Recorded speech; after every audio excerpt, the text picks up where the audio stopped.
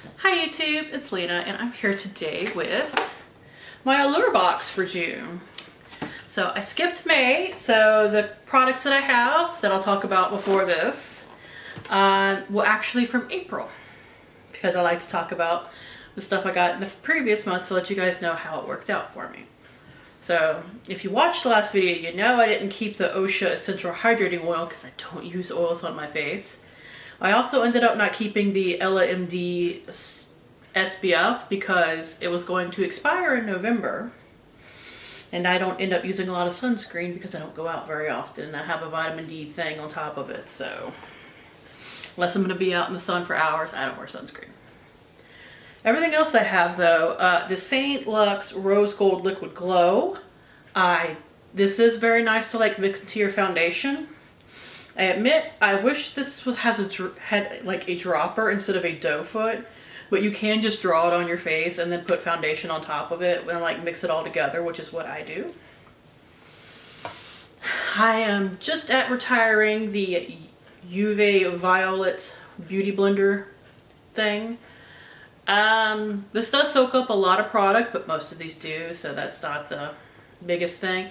It doesn't clean very well on the bottom. Like even when after I wash it, the bottom feels stiff, which my AOA sponges don't really do that. So not super a fan of that, but they sent it to me. I used it. I used it up as best I could.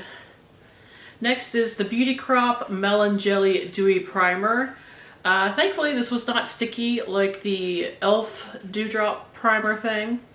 So it was nice to wear. I will say the packaging is fairly cheap. I don't know how well you can see that, but I cracked the lid tightening it after the first time I used it. So if you have this, be careful with it. Like I didn't even think I was being that rough with tightening it, and it just like cracked on me. So still seals, still totally usable. That's just more of a cosmetic thing that kind of bugged me. I have the Amiga Dry Shampoo. I haven't used this one yet, but I have started using another one that I have and I'm really enjoying it. So I knew I did enjoy this already, but figured I should mention that. And finally, I have the Neogen Real Furby Micro Essence. This is actually almost empty. I rolled it into a project pan that I'm doing and I like it fine. It's not my favorite type of essence. It's a little too liquidy for that, but it's okay. Out with the old, in with the new, but first I have to change my battery. Sorry for the quick jump there. I just figured it was better to change it when I was like in a break talking wise. So, new box. I admit I'm not overly in love with the products in this box, or at least not all of the products in this box. So the kind of big ticket item that we got was the Symbiosis London Tightening and Resplendent Eye Mask. Nobody would...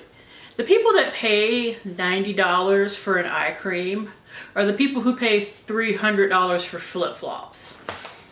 These people exist. They are not me. To say that though, I've used one of these before. I got it in a BoxyCharm when I was subscribed to that.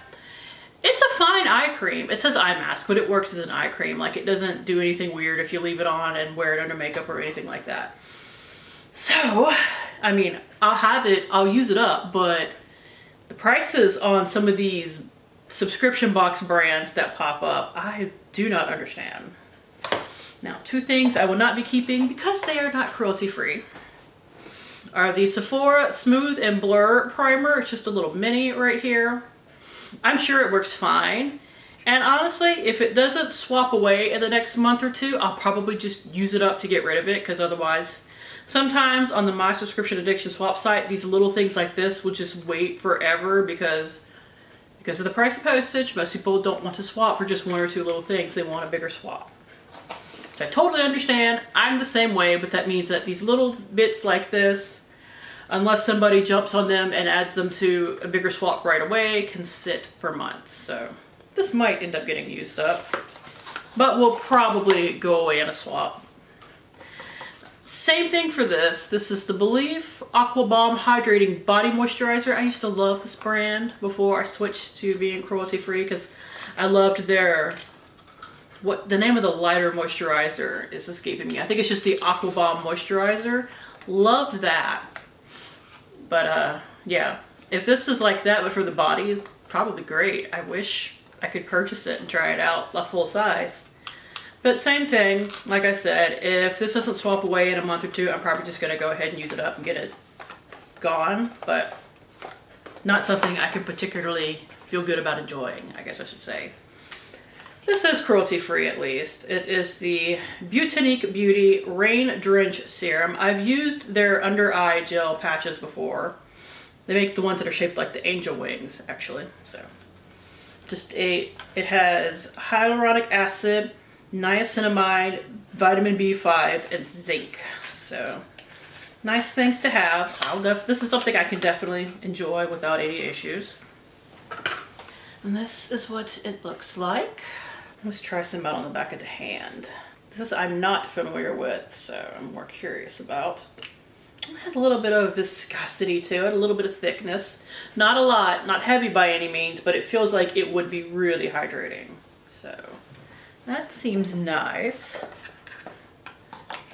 Something that I will keep, but if you've been paying attention to my project page, you will know I have a lot of lip scrubs. This is the Mannequin Lippie Love 2.0 lip scrub. I do appreciate that it comes in a little stick rather than, you know, in a pot or something like that. That usually makes them easier to use. So let's check it out.